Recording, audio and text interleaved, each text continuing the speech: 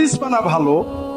এখানে সহি কথা হলো সাহাবায়ে কেরাম বিশ রাকাত পড়েছেন সহি, রাসূলুল্লাহ সাল্লাল্লাহু আলাইহি ওয়াসাল্লাম 20 রাকাত পড়েছেন এমন কোন সহি হাদিস নেই।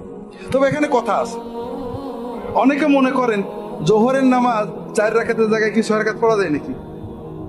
তাহলে তারাবির নামাজ 8 রাকাতের জায়গায় 10 রাকাত কি করে পড়ব? কথাটা এরকম না।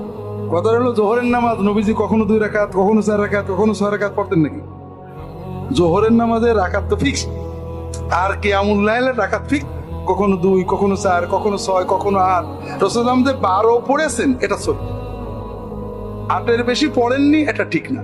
8 পড়েছেন, 10 পড়েছেন, 12 পড়েছেন। 12-র উপরে পড়েছেন কোন সহি রিওয়ায়াত নেই। কিন্তু 12ই পড়েন আর 8ই পড়েন আর 2 রাকাত পড়েছেন। হুযায়ফা ইবনে ইয়ামান রাদিয়াল্লাহু তাআলা বলেন নবীজি নামাজ শুরু করলেন, আমি সাইডে দাঁড়া তার পিছনে ইক্তেদা করলাম।